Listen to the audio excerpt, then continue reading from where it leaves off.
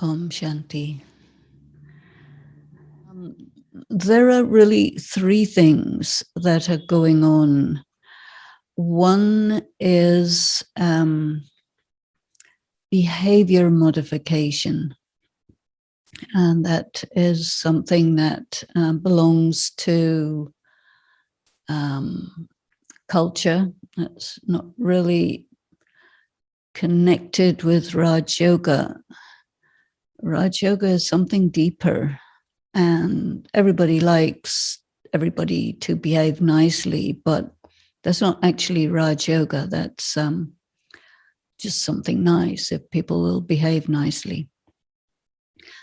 The five vices are mentioned in the Gita as being a problem, but there's another problem that is behind the problem of the five vices, and that is the problem of the bondage of the soul to sense perception and the assumption that whatever you experience through the senses is the reality that you have to deal with. And if you're being just an ordinary human being in the Iron Age, that is actually the reality. But when we start learning Raj Yoga, we want to go further than that. We don't want to be just an ordinary person in the Iron Age who wants to improve their behavior, or especially somebody else's behavior. So behavior modification is one thing that's going on. And then another thing is the details of Raj Yoga, which Shiv Baba tells in the Murli. And the third thing that's going on is the comparison and contrast between what is known as Hinduism or bhakti and gyan, because there are a lot of people who just don't really see what the difference is. And sometimes the lines between the two are blurred, so that unless you really know it, you might not really notice what's going on here. What kind of state of being awake is Baba talking to us about? And it has to do with being spiritually awake, so that what we decide to do is based on how aware and awake we are about what is going on that is maybe quite invisible to people who are just seeing superficial reality. So Baba says, you must have understood this. Now there is this line: the Father comes and tells you new things. And you heard these things about the new age and the new world 5,000 years ago, and you are now hearing them once again.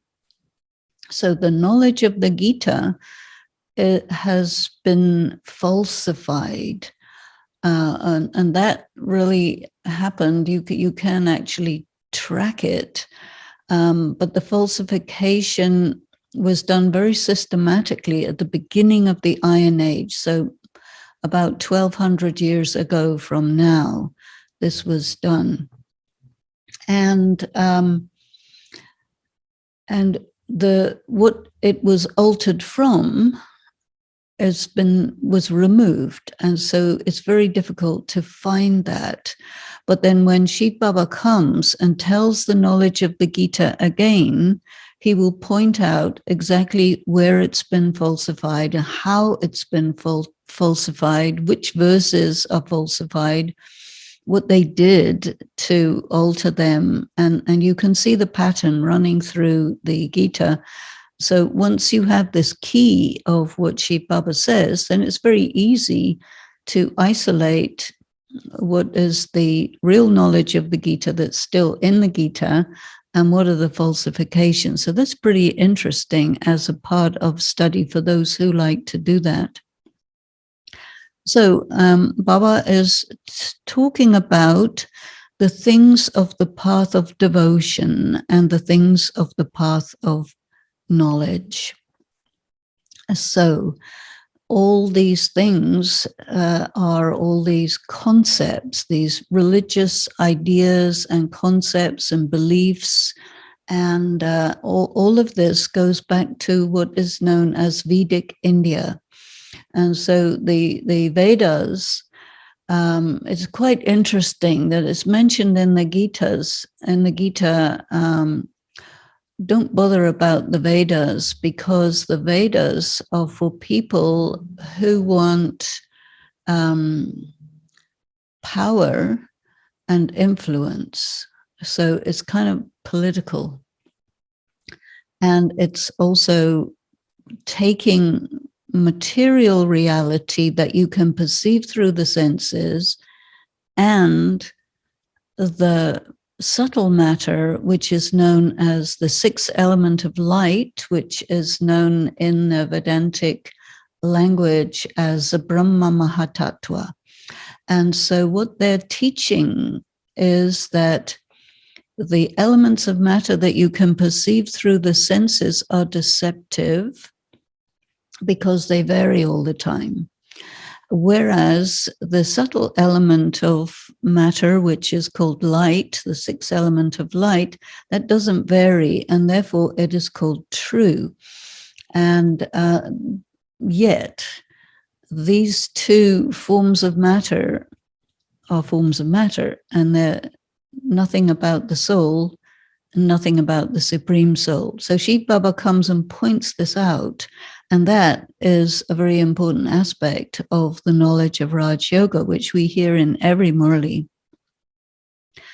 So he says that in the Golden Age, there is actually nothing of the path of devotion. That means those ideas don't exist. And the Golden Age doesn't really have any overt ideas about spirituality, because he says there you receive the reward of the path of knowledge. And the reward of the path of knowledge is that you have the sanskaras of being soul conscious. You have the sanskaras of knowing how to leave one body and take another. You have the sanskaras of performing action based on the quintessential qualities of the soul, which are purity, peace, power, love, bliss. You don't have any moral choices that you have to make, because there is nothing like attraction and repulsion due to sense perception. People don't really pay attention to what you can see through the senses, because everyone is soul conscious and everyone sees each other, the soul, and all the decoration and golden jewels and so on is just there, but nobody is much drawn to it. And they are not interested in each other physically. They appreciate each other spiritually. So this is the natural state of the Golden Age. And so we really cannot use the word deity religion, because that presupposes there's some kind of a religion, which there isn't. But we can use the word deity dharma. So he talks about the Adi Sanatan Devi Devta Dharma, and Hindus talk about the Adi Sanatan Hindu Dharma. And so there's not much difference in that phraseology. And Hindus believe in gods and goddesses. So a normal Hindu who hears these two phrases would not really think that there's any difference between the two, because they don't make a difference between worshipping deities and being deities. They can't imagine being deities. But here Baba's saying, no, who are these deities? They're actually historical figures, and they lived on the earth, and they were human beings, and there was a civilization which is known as the Golden Age to us. And that time they just, they didn't call it anything in particular because that's all there was. And they don't know how they got there.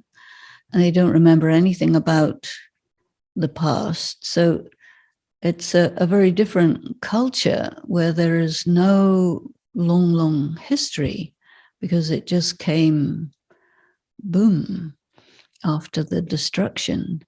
And everything that happened in the confluence age was totally forgotten.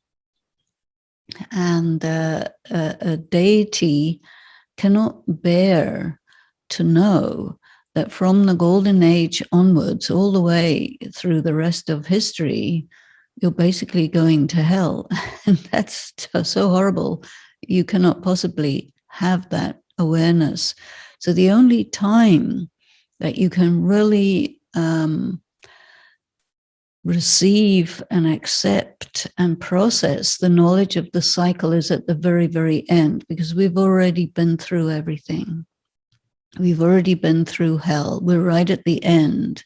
And the next thing is the Golden Age. So we can bear it because we're here, we're still alive, we survived it. But deities are sensitive, delicate people who don't have that kind of toughness and resilience that a soul acquires by going through all these things that we had to go through in the Iron Age, really, which is more than 1,000 years. It's a long time to get toughened up. So what happens in the Golden Age is a civilization, and the word dharma applies very well. And the word dharma actually means what you are. So the dharma of being a deity is to be a deity. It's not a religion. So I think I would stick with the word dharma.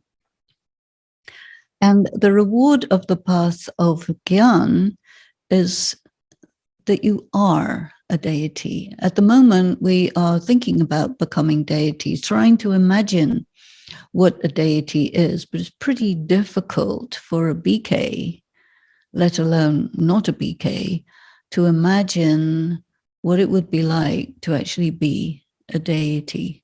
So we have to think about this rather deeply. And especially in the early days of Gyan, Baba gave people the experience of being a deity by putting them in trance for several days at a time, so that they would, go to sleep, get up, eat, take a bath, everything in the consciousness of a deity. And so they would experience it, and they would also describe it to the other BKs who were around. And this was what was going on during these first 14 years when it was the Bhatti in Karachi. And without that, this consciousness of being a deity could not really be thought about by people who are in the Iron Age, and then they're in the Confluence Age. And so Sheet Baba begins by giving people these trance experiences, which they couldn't really figure out or understand. And then as the Murlis started to flow more and more in detail, what we have now is the last 5 years of Murlis. Everything had been explained fully. And all the information had been given. So this is what we're studying at this time. So he says, you children are now earning a true income for the new world. And so he talks about knowledge as income. And he makes a comparison with any time you study in a university, any higher education or technical education, you study specifically so that you can get a well-paying job. And here we're studying specifically so that we can take birth in a royal family as a prince or princess. And as we grow up, we then become kings. And so this is called the study, Raj Yoga, the study for becoming a king.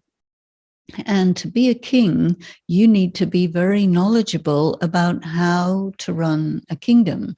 You need to know what is the duty of a king, and what are the powers of a king, what are the qualities of a king. We have to become competent. So very often in the Murli, you see this word worthy.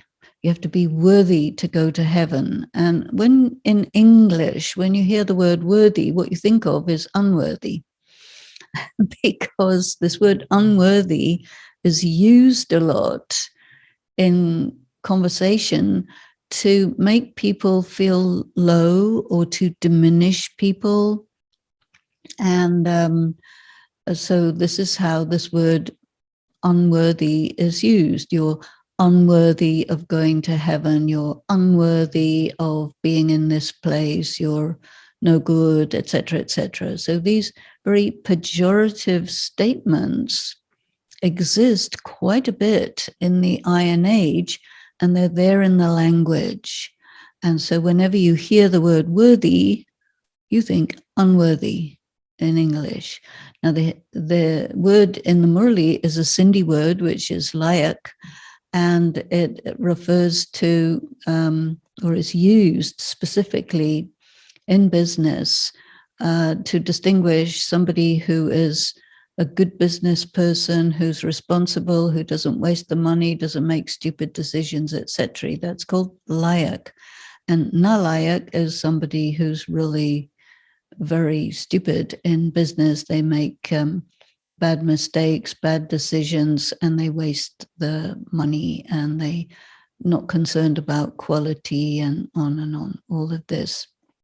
So if you want to translate this concept of layak into English, when it comes to, what does he want from us who are studying to become kings? He wants us to be competent.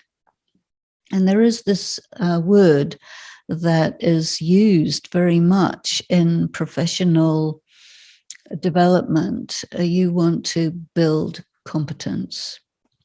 You want to increase your skills, and you want to keep up with the latest developments. And so I prefer to use the word competence here, because when you hear in English, when you hear the word competence, you think improvement. When you hear the word worthy, you think unworthy. So it really has a very different psychological impact on the listener if you hear that you're studying this in order to build capacity, to build competence, so that you become a good king and you can look after the world for centuries, and it won't go wrong. So this is what Baba is teaching us. And he says that this knowledge that you're studying, because it gives you competence and capacity, it gives you the income. How does it give you the income in more detail? Is because as you study Gyan and yoga, you're also performing karma. And the fourth subject that we have is service. And one interpretation of the word service is pure karma, punya. Punya is usually translated as charity, and it includes charity. But for example, meditation is called punya, but meditation is not charity.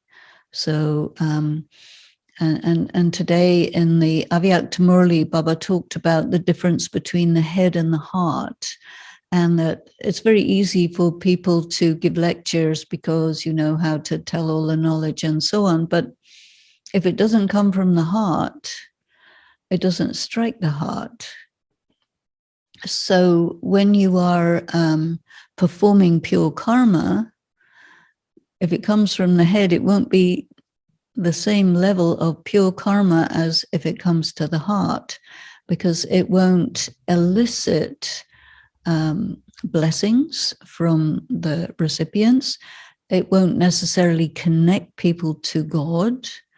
But when it comes from the heart, what you are, what you're talking about, how you live, how you feel, everything is all lined up. There's no dissonance between what you are and what you say. And so it has this sound or ring of truth. So someone who's really telling the truth, you can hear it in their voice, in their face, in their vibrations. So this is really pure karma. And when you perform pure karma, of course, it's going to bring a huge accumulation of the consequence of pure karma. So one is pure karma between yourself and other human beings. Other is pure karma between yourself and the elements of matter. And another one is your pure karma between yourself and Baba. So when you are doing Baba's service with Baba, doing what he wants to get done, being an instrument for him, all of this strengthens you, makes you more clear, more competent, and also you are clocking up a huge amount of benefit, which takes the form of your status, your function in the present time as well as in the future time, your next 21 births. And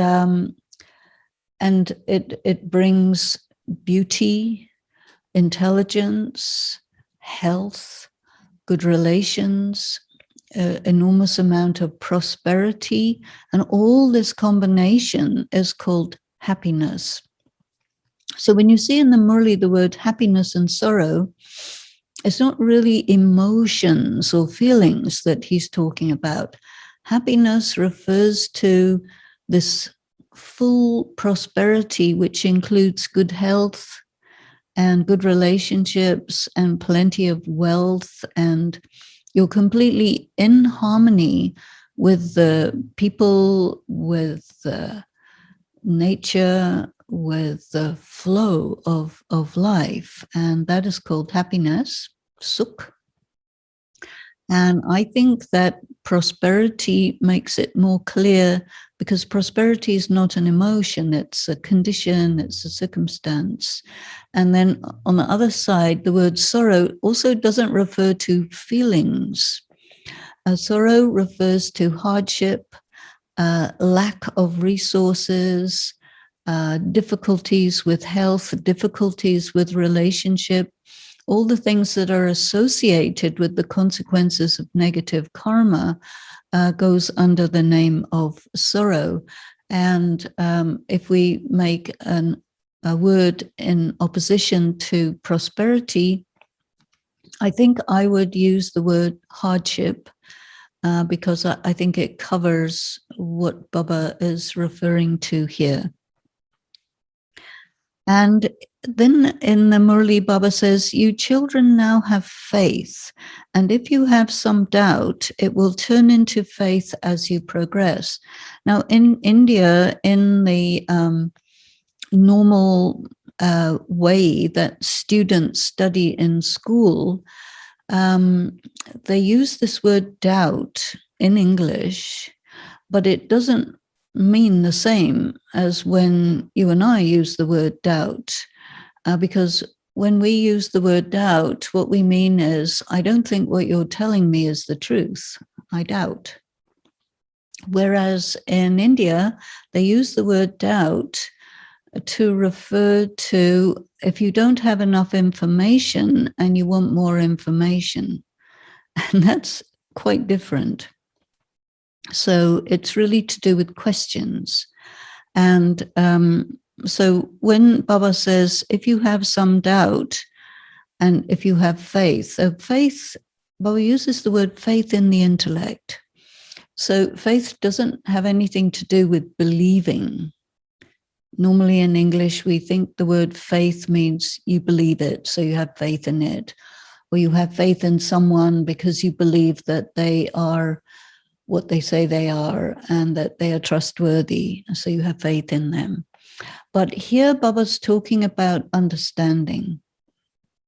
And so we take time when we're studying these things. These concepts are really new, as Baba also said right in the beginning of the Murli. These are new concepts.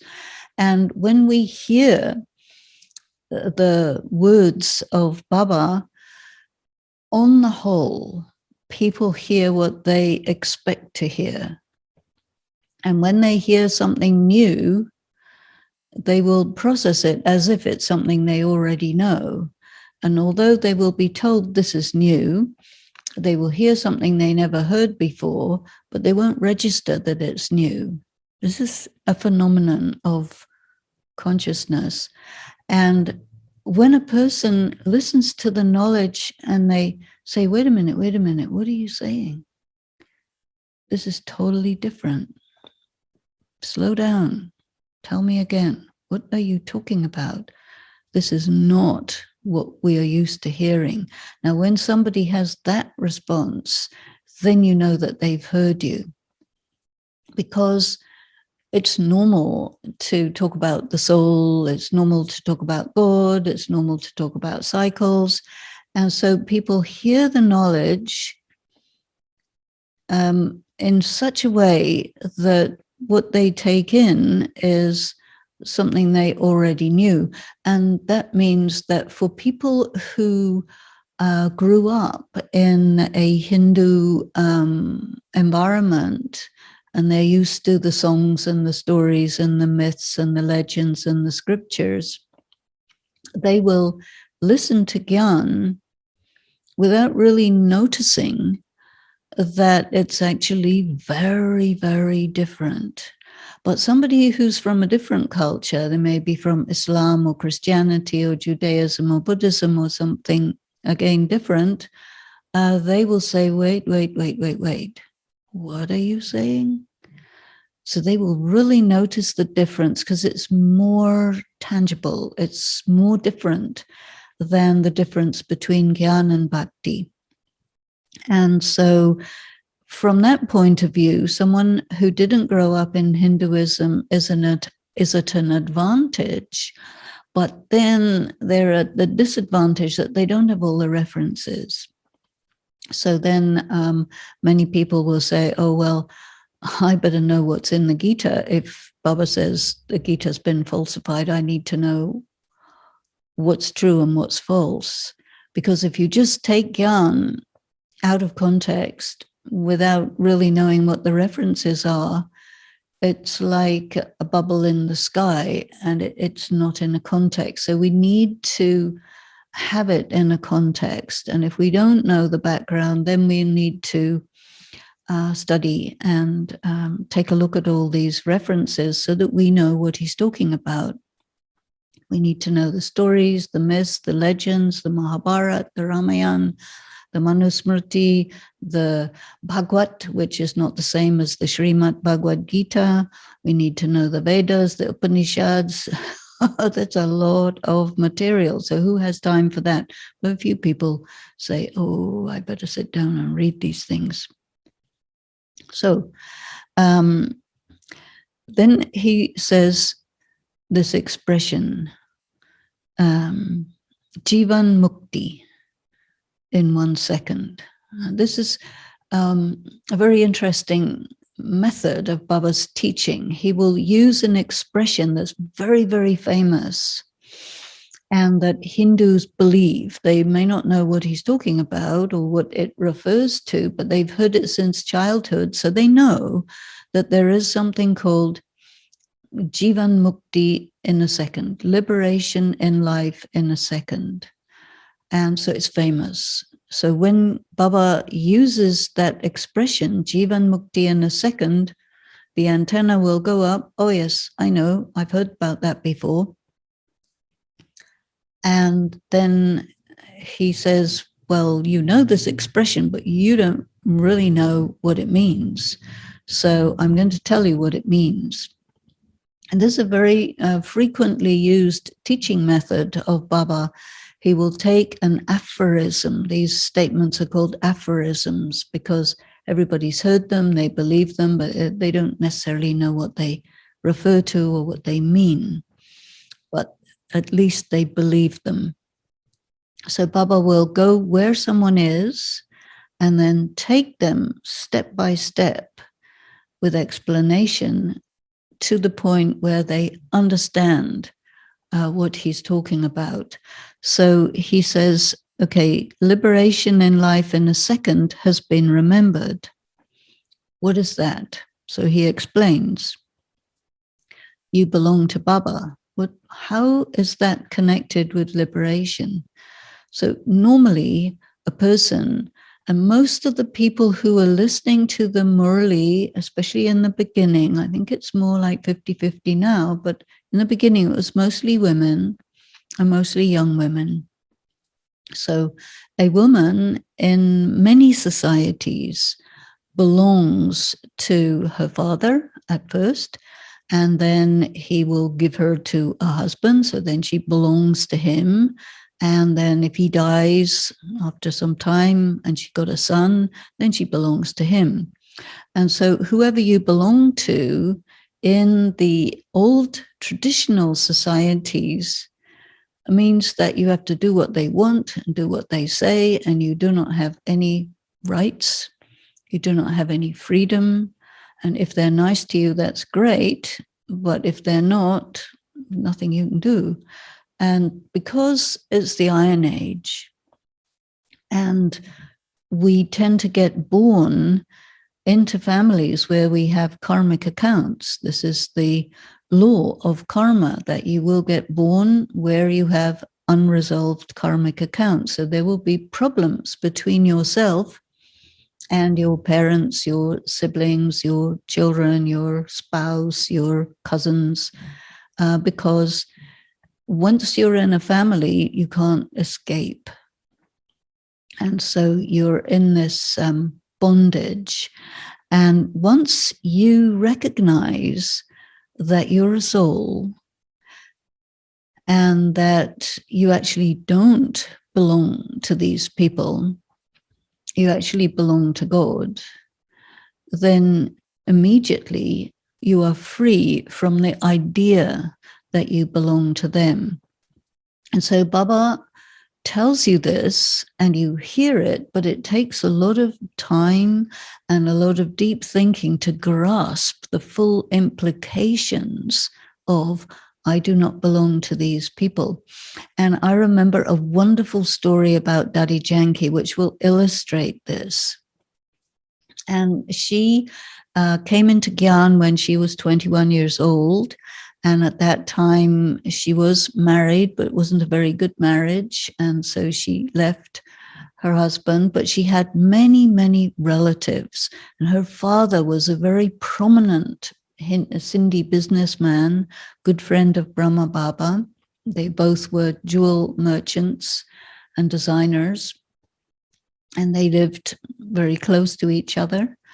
And the families were extended families, and they tended to live together in very big houses.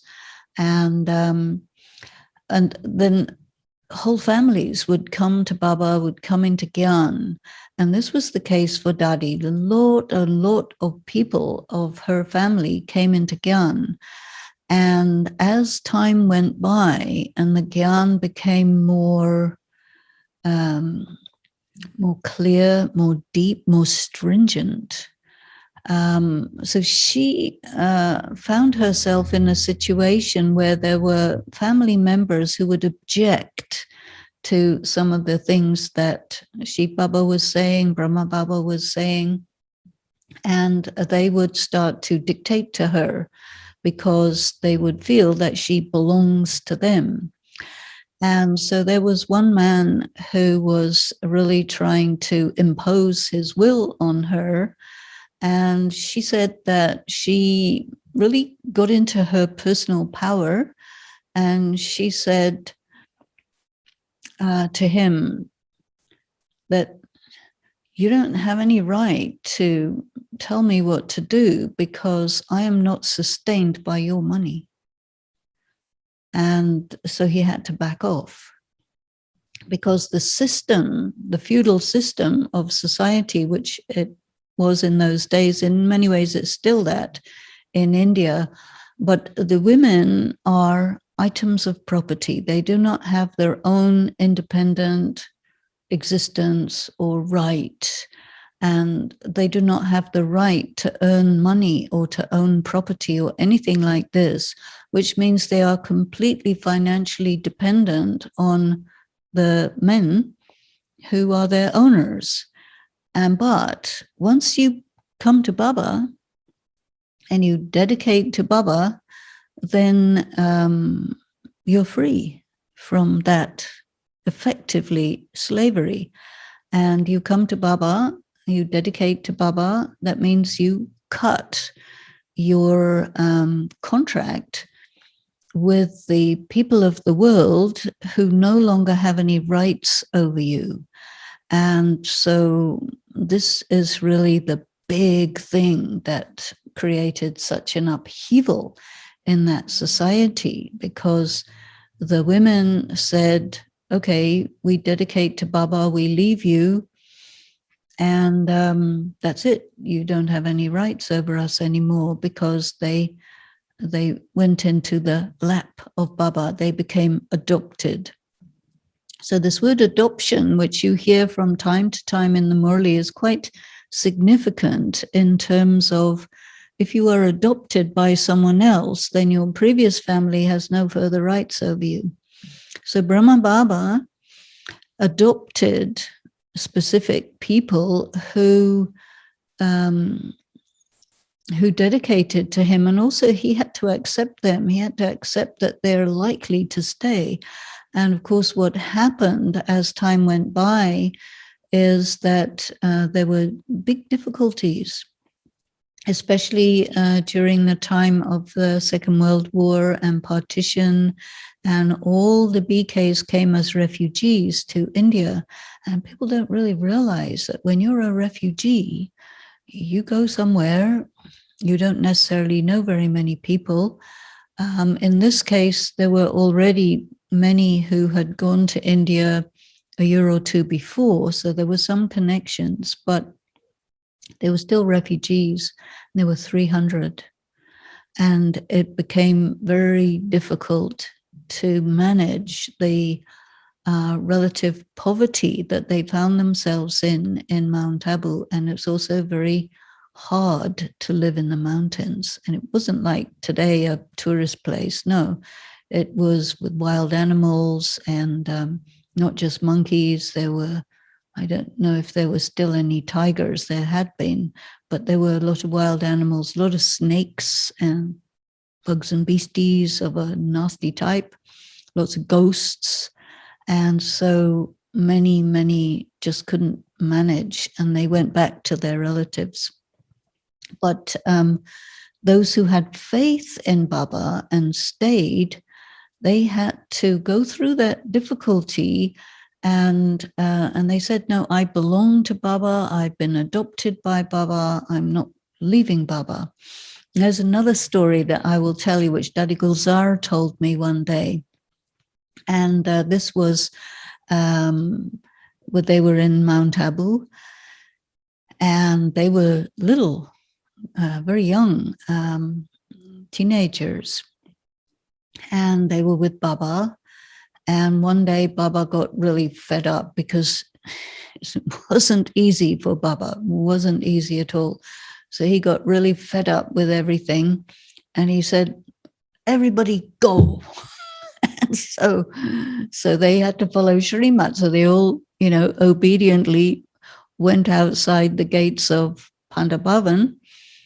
And they just waited there, because where else would you go? So then after some time, Baba said, okay, you can come back. But this is the thing, for Baba to take responsibility for the lives and welfare and health and everything of all these people who had absolute faith in him. They couldn't quite figure out about Shiv Baba, Brahma Baba, Mama, a few of the daddies, yes, but most of them, it was out of their range. So they understood Gyan in a very simple way. And Shiv Baba, he's good, but it doesn't mean he's easy to figure out. And when he comes along and says, okay, now we're going to do this, and everybody says yes, and they don't realize all the things that happen when God comes and says, okay, let's go this way, and the rest of the world is going totally the other way.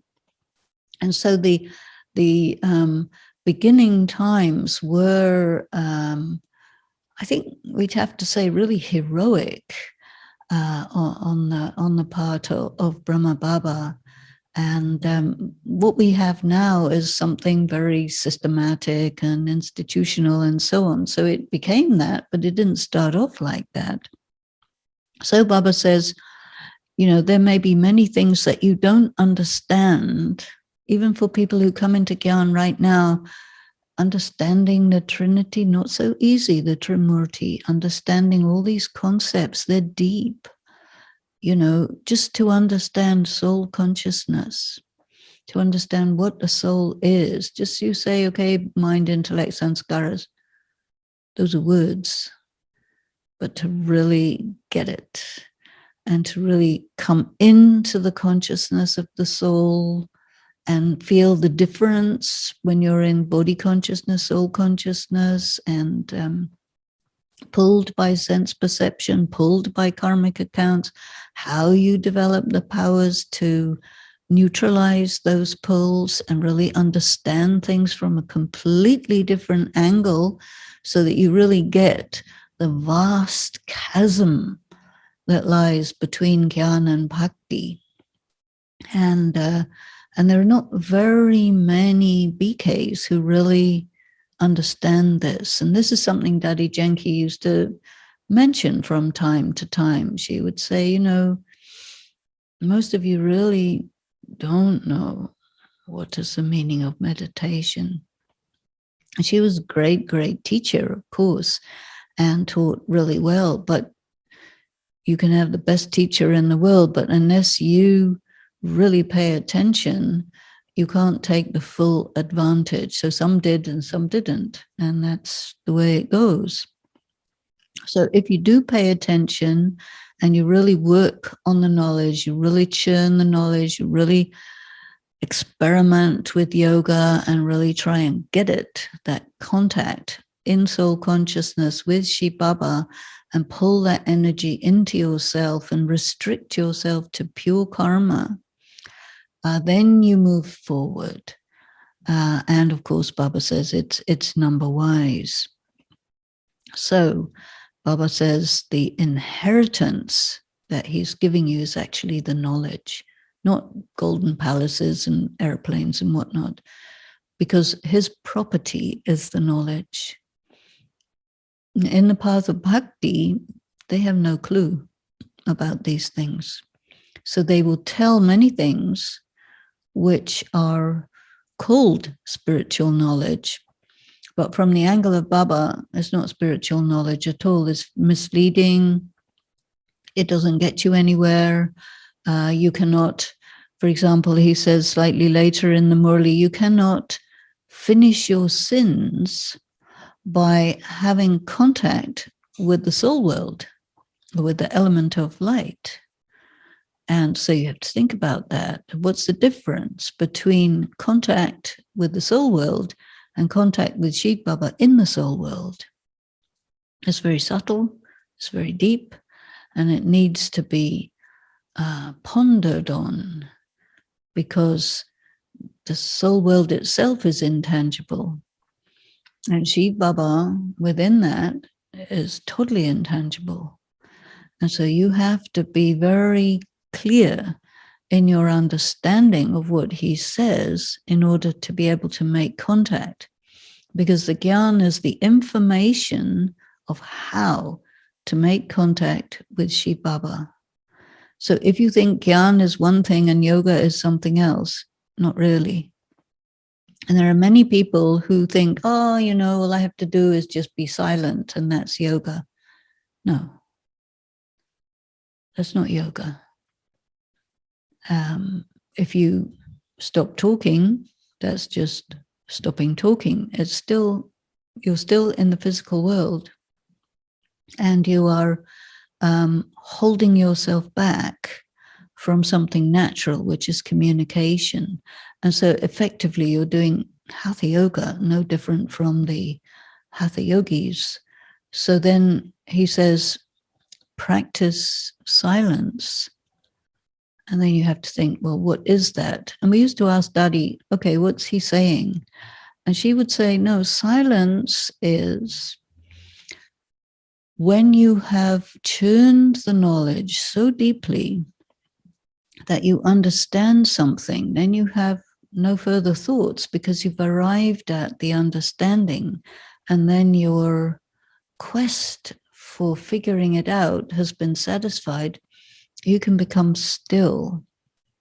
And when you're still in meditation, having realized what all this is, you can be really in a state of bliss or ecstasy because you got it, you understood it, and you can hold it for just a little while.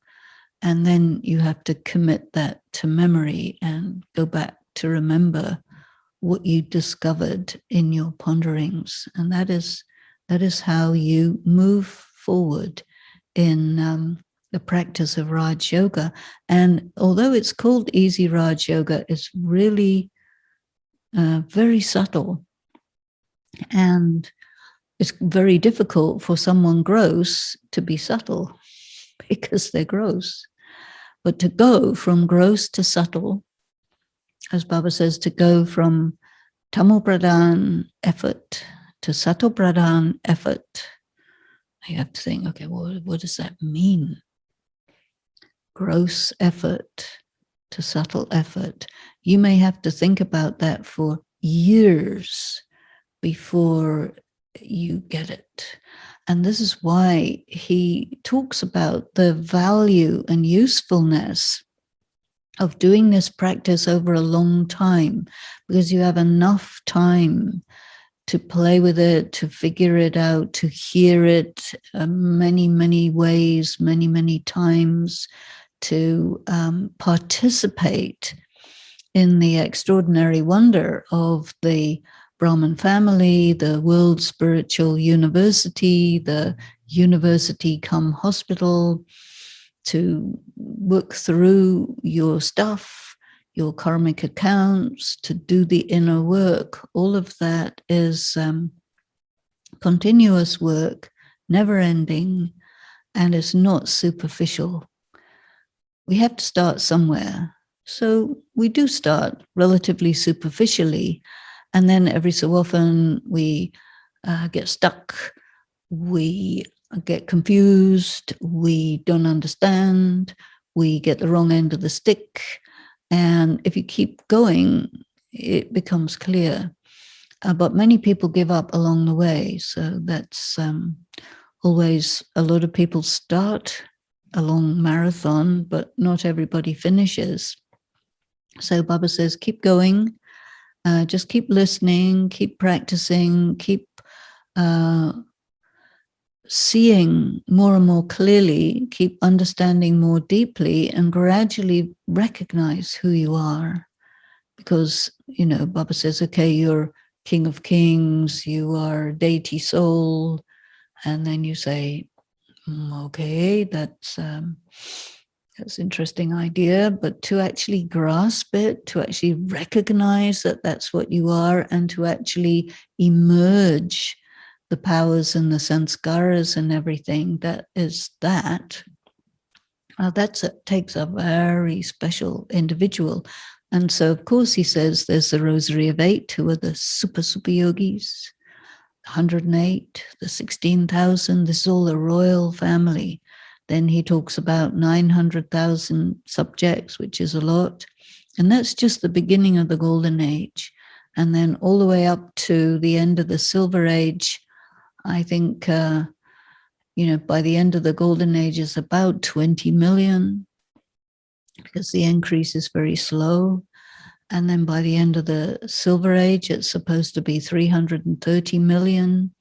And then you come into the Copper Age, and then you have a normal physical reproduction, and there's no more power of yoga for reproduction. And people don't understand what is this, or how you can get this, or why celibacy is so necessary if you want to do this practice. And so this is why a lot of people get involved in just behavior modification. Don't get angry, don't be attached, don't be this, don't be that. That's okay, but it's not really Raj Yoga. It's good to have a good character, definitely. We should all do that. But you cannot say that that is Raj Yoga, because lots of people do that in all the different religions. They do that in schools, they do that everywhere, they do that. But to develop the sanskaras of a deity is something else altogether than don't be angry, don't be attached, don't sulk, and all this behavior modification. That's, usually taught to children, and adults are supposed to have figured it out. Of course, there are more criminals who are adults than children, so I don't know about that one. But really, I think that we have the option to study this at a very deep level. And so you have to really look at yourself and see, okay, now if I'm going to do Raj Yoga, at what level do I want to do it? And what am I up for? Can I do this at a progressively higher and higher level, more subtle level? And if I can, then I should, because it's amazing. There's only one time when we can do this, and it's only one chance. So to really take the chance is very intelligent, and you get a great deal from doing this at the deepest level that you can. So our time is just about finished. We can't do very much in an hour, but this is a few things to think about, and that's in advance of the Murli that you will hear in its entirety tomorrow. So let us have a few moments with Baba and just ponder on really being soul conscious, detached from sense perception, go into a subtle state and try to connect with Shiv Baba. Om Shanti.